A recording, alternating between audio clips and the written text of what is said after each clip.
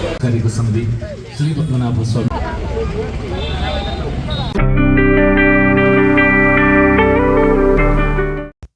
Hello കുട്ടികളെ, welcome to my YouTube channel. It's me Ganga. ഇത് രാവിലത്തെ വ്ളോഗൊന്നും അല്ല കേട്ടോ, ഉച്ച കഴിഞ്ഞിട്ടുള്ളൊരു വ്ളോഗാണ്. ഒരു 2-2:30 മണി ആയിട്ടുണ്ട്. നമ്മുടെ പത്മനാഭ സ്വാമി ക്ഷേത്രത്തിൽ ഉത്സവം നടക്കുകയാണ്, പൈങ്കുനി ഉത്സവം. അപ്പോൾ അത് കാണാൻ വേണ്ടിയിട്ട് പോണേണ്. ഇതുവരേക്കും എൻ്റെ ജന്മത്തിന് ഇതുവരേക്കും ഞാൻ പോയിട്ടില്ല. അപ്പം വിചാരിച്ചു ഇന്നൊന്ന് പോയേക്കാണ്. ഞാനും അമ്മയും കുഞ്ഞും കൂടെ ഉണ്ടായിരുന്നു കേട്ടോ. ഞങ്ങൾ ബസ്സിലാണ് പോയത്. ഇപ്പോഴങ്ങനെ ബസ് യാത്ര ഇത്തിരി കുറവാണ്. ഞാൻ കൂടുതൽ സ്കൂട്ടിയിലാണ്. പിന്നെ വീട്ടിൽ ഫാമിലിയായിട്ടൊക്കെ ഒരുമിച്ച് പോകണമെന്നുണ്ടെങ്കിൽ നമ്മൾ ബസ്സിലാണ് കേട്ടോ പോണത്. അപ്പം കയറിയപ്പോൾ തന്നെ ഉറക്കമായി. എൻ്റെ ജീവിതത്തിൽ ആദ്യമായിട്ടാണ് പത്മനാഭസ്വാമി ക്ഷേത്രത്തിലെ ഉത്സവത്തിന് പങ്കെടുക്കുന്നത് കേട്ടോ. ഇതുവരെയായിട്ടും പോകാൻ സാധിച്ചിട്ടില്ല.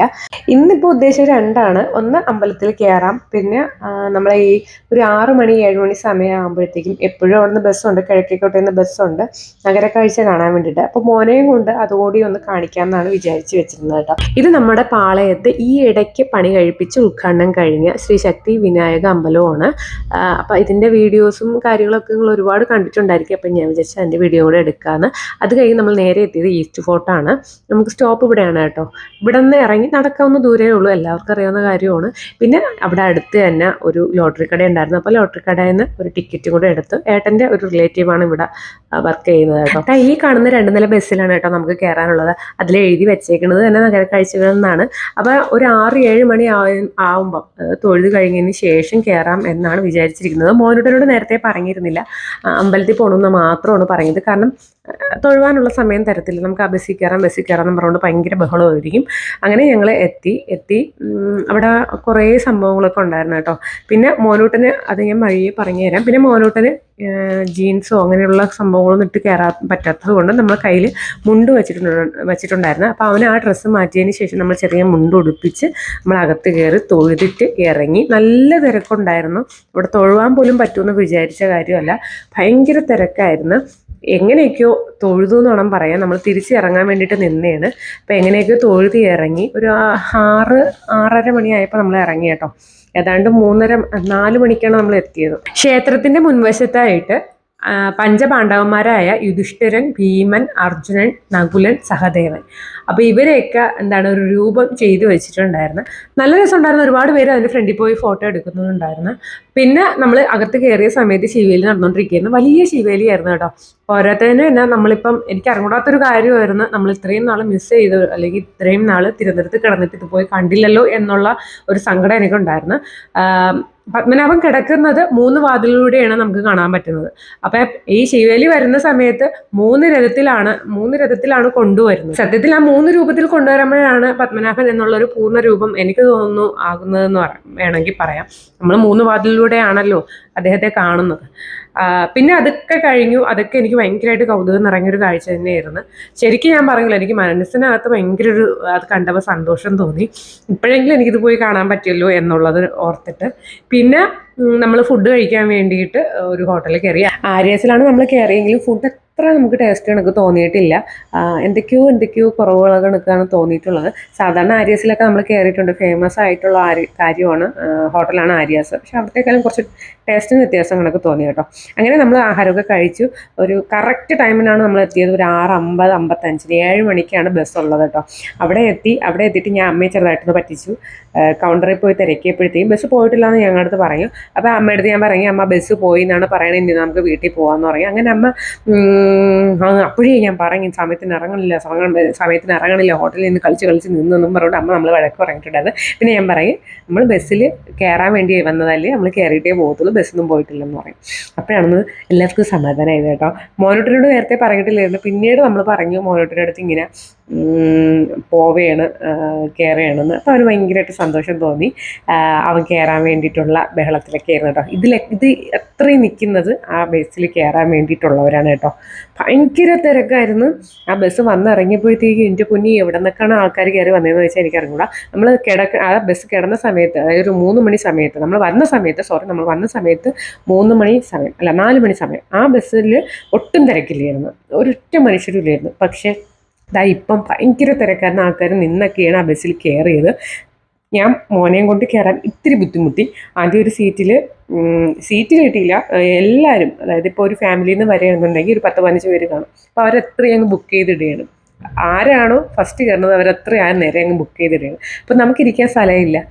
അപ്പോൾ അതിനെപ്പറ്റി അവിടെ ഇങ്ങനെ സംസാരമൊക്കെ നടക്കുന്നുണ്ടായിരുന്നു. ആൾക്കാർ ആണുങ്ങൾ വരെ സംസാരിക്കുന്നുണ്ടായിരുന്നു. ഇങ്ങനെ എല്ലാവരും കയറി ബുക്ക് ചെയ്ത് കഴിഞ്ഞാൽ ബാക്കിയുള്ളവർ എങ്ങനെ കയറും എന്നും പറഞ്ഞിട്ടൊക്കെ സംസാരം ഉണ്ടായിരുന്നു. പിന്നെ അമ്മ ഫ്രണ്ടിലൊരു സീറ്റ് ഇരുന്നു. അപ്പം പെട്ടെന്ന് തന്നെ എനിക്ക് സീറ്റ് കിട്ടി. അമ്മയുടെ അടുത്ത് തന്നെ എനിക്ക് സീറ്റ് കിട്ടി. പിന്നെ നമ്മൾ ഇരുന്നു. അവിടെ ഇരിക്കാൻ പറ്റിയില്ലായിരുന്നെങ്കിൽ പിന്നെ നിൽക്കേണ്ടി വന്നേനെ. കാരണം ഒരുപാട് പേര് നിൽക്കുന്നുണ്ടായിരുന്നു. ഈ നിൽക്കുമ്പോൾ ഉള്ള പ്രശ്നം എന്തെന്ന് വെച്ച് കഴിഞ്ഞാൽ ഇത്രയും ഒരു വ്യൂ കിട്ടണത് നിന്ന് കഴിഞ്ഞാൽ വ്യൂ കിട്ടത്തില്ല. നമുക്ക് ആൾക്കാരെ കൊണ്ട് ആ വ്യൂ അങ്ങ് മറയും. പക്ഷെ നമുക്ക് 3/4% നമുക്ക് ആൾക്കാർ നിൽക്കുന്നത് കൊണ്ട് വ്യൂ ഒരുപാട് കിട്ടിയില്ല. അതുകൊണ്ട് തന്നെ നമുക്കത് ഭയങ്കരമായിട്ട് അങ്ങ് എൻജോയ് ചെയ്തെന്ന് പറയാൻ പറ്റൂല കേട്ടോ. സംഭവം കൊള്ളാൻ നല്ലതാണ്. പക്ഷേ നമുക്ക് ചില കുറവുകളുണ്ടായിരുന്നു. ആൾക്കാർ നിൽക്കുമ്പോഴത്തേക്കും ആൾക്കാരുടെ ബോഡി കൊണ്ടും തല കൊണ്ടും നമുക്ക് അപ്പുറത്തെ സൈഡിലുള്ള കംപ്ലീറ്റ് കാര്യങ്ങളും കാണാൻ പറ്റാതെ പോയി. അപ്പോൾ ഒരു സൈഡിൽ ഇരിക്കും പോലെ അങ്ങായിപ്പോയി. കുറച്ച് നേരം കഴിഞ്ഞപ്പോഴത്തേക്കും മോനോട്ട് ഇച്ചിരി കരച്ചിലൊക്കെ ഉണ്ടായിരുന്നു, ചെറുതായിട്ട്. കാരണം ഈ ബസ് അവിടെ ബ്ലോക്കിൽ കിടന്ന സമയത്ത് മോൻ ഈ പാർക്കൊക്കെ കാണുന്നുണ്ടായിരുന്നു. കുട്ടികളെ കിടന്ന് കളിക്കുകയും കനകുന്നിലൊക്കെ കുട്ടികൾ കിടന്ന് കളിക്കുകയും ബഹളം വയ്ക്കുകയൊക്കെ കാണുന്നുണ്ടായിരുന്നു. അപ്പോൾ അവൻ പറഞ്ഞു എനിക്ക് അവിടെ ഇറങ്ങണമെന്ന്. അപ്പോൾ ഈ ബസ്സിലേക്കാളും എനിക്കിഷ്ടം അവിടെയാണ്, അവിടെ പാർക്കിൽ നിന്ന് കളിക്കാനാണ്, കുട്ടികളോട് കളിക്കാനാണ് എന്ന് അവൻ പറയുന്നുണ്ടായിരുന്നു. പിന്നെ നല്ല മഴക്കോളും പിന്നെ അതേപോലെ തന്നെ ഇടിയും വെട്ടുന്നുണ്ടായിരുന്നു കേട്ടോ. അപ്പോൾ നമ്മൾ പേടിച്ചാണ് ഇരുന്നത്, ഈശ്വര ഈ മഴയൊക്കെ പെയ്ത് കഴിഞ്ഞാൽ നമ്മൾ നനഞ്ഞ് കൊന്നു പോകുമല്ലോ എന്ന്. പിന്നെ നമുക്ക് കുഴപ്പമില്ല, മോനോട്ടൻ്റെ കാര്യം മാത്രമാണ് ആകെയുള്ളൊരു ഇതെന്ന് പറയുന്നത്. നമ്മൾ ക്യാപ്പൊക്കെ കൊണ്ടുവന്നു എന്നുണ്ടെങ്കിലും മഴ പെയ്ത് കഴിഞ്ഞാൽ ഒരു രക്ഷയും കാണില്ല. നല്ല കനത്ത മഴയൊക്കെ പെയ്ത് കഴിഞ്ഞാൽ അങ്ങനെയുള്ളൊരു ചെറിയൊരു ടെൻഷൻ ഉണ്ടായിരുന്നു കേട്ടോ. പിന്നെ അവിടെ പാട്ടിടുന്നുണ്ടായിരുന്നു, ബസ്സിനകത്ത് തന്നെ നല്ല രീതിയിൽ പാട്ടിടുന്നുണ്ടായിരുന്നു. പിന്നെ ഈ പോകുമ്പോൾ, അതായത് നമ്മൾ ഈ വണ്ടിയിലൊക്കെ ഇരിക്കുമ്പോഴത്തേക്കും സൂക്ഷിക്കേണ്ട ഒരു കാര്യം എന്ന് പറയുന്നത് ഈ മരത്തിൻ്റെയൊക്കെ ഇല നമ്മൾ കറക്റ്റ് നമ്മളെ ഫേസിലായിരിക്കും അടിക്കുന്നത്. അങ്ങനെ 1-2 പേർക്ക് നന്നായിട്ട് ഫേസിൽ ഇലയൊക്കെ വന്ന് അടിച്ചിട്ടുണ്ടായിരുന്നു. ഓവറോൾ നോക്കുകയാണെങ്കിൽ കൊള്ളാം, കുഴപ്പമില്ല. ഈ ആൾക്കാർ നിൽക്കുന്നതുകൊണ്ടാണ് നമുക്ക് കൂടുതൽ ബുദ്ധിമുട്ടാകുന്നത്. ആൾക്കാർ അവിടെയൊക്കെ ഇരുന്നിരുന്നെങ്കിലോ അല്ലാന്നുണ്ടെങ്കിൽ കൂടുതൽ സീറ്റ് ഉണ്ടായിരുന്നെങ്കിലോ അല്ലെങ്കിൽ അടുത്ത ട്രിപ്പോ അങ്ങനെ എങ്ങനെ ഉണ്ടായിരുന്നെങ്കിൽ നമുക്ക് വലിയ കുഴപ്പമില്ല. ഈ ഇങ്ങനെ ആൾക്കാർ നിൽക്കുമ്പോഴത്തേക്കും നമുക്ക് അപ്പുറത്തെ സൈഡിലെ വ്യൂ കാണാൻ പറ്റത്തില്ല. ഇതാ കണ്ടോ നല്ല രീതിയിൽ മിന്നൽ വന്നു പോകുന്നത്. ഈ മിന്നൽ കണ്ടിട്ട് മോനോട്ടൻ ചെറിയ രീതിയിൽ കരയുന്നുണ്ടായിരുന്നു. കാരണം ഒന്നാമത് 2 നില ബസ്, അവനാണെങ്കിൽ ഭയങ്കര പേടിയാണ് ഇടിയും മഴയും മിന്നലും ഒക്കെ. അപ്പോൾ ഈ 2 നില ബസ്സിൽ ഇങ്ങനെ മിന്നലും കൂടെ വന്ന് പോയപ്പോഴത്തേക്ക് അവൻ ചെറുതായിട്ട് കരയുന്നുണ്ടായിരുന്നു. പക്ഷെ വലിയ കുഴപ്പമില്ല, അഡ്ജസ്റ്റ് ചെയ്ത് അങ്ങ് കൊണ്ടുപോയി. പിന്നെ ഈ ബസ് ഇൻ്റർനാഷണൽ വിമാനത്താവളത്തിൻ്റെ അതിലേയും പോകുന്നുണ്ടായിരുന്നു. പിന്നെ ശംഖുമുഖം ആ വഴിയും പോയിട്ടുണ്ടായിരുന്നു. അപ്പം മോനോട്ട് ഇത് കണ്ടപ്പോഴത്തേക്ക് പറയും ഞാൻ അച്ഛനെ കൊണ്ടാക്കാൻ വന്ന സ്ഥലമല്ലേന്ന്. അത് ആ നിഷ്കളങ്കമായ ചോദ്യം കേട്ടപ്പോൾ എനിക്ക് ഭയങ്കരമായിട്ട് വിഷമമായി പോയി കേട്ടോ.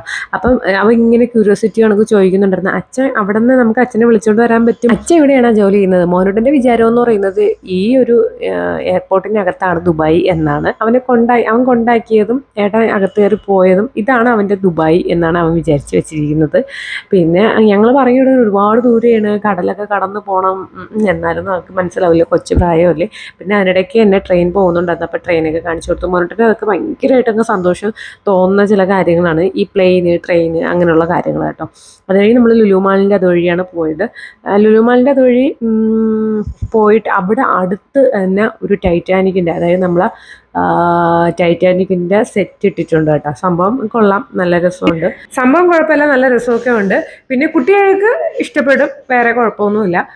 പിന്നെയെന്ന് പറയുന്നത് ഞാൻ പറയുള്ളൂ, ഇങ്ങനെ നിൽക്കുമ്പോഴാണ് നമുക്ക് ഒരുപാട് വ്യൂസ് ഒന്നും കാണാൻ പറ്റാതെ, അപ്പുറത്തെ വ്യൂസ് ഒക്കെ കാണാൻ പറ്റാതെ, അങ്ങനെയൊക്കെ കുറച്ച് പ്രശ്നങ്ങളൊക്കെ ഉണ്ടായിരുന്നു. ഒരാൾക്ക് 100 rupees ടിക്കറ്റ് ചാർജ്. 2 മണിക്കൂറോളം നമുക്ക് ഇരിക്കാൻ പറ്റും. പിന്നെയെന്ന് പറയുന്നത് നമ്മൾ പ്ലെയിനൊക്കെ നന്നായിട്ട് താഴ്ന്നു പോണത് കാണാൻ പറ്റുമെന്ന് വിചാരിച്ചാണ് പോയത്. പക്ഷെ നമ്മൾ ചെന്ന സമയത്ത് പ്ലെയിനൊക്കെ എങ്ങോട്ടൊക്കെയോ മിന്നി മടങ്ങി പോണത് കണ്ടു.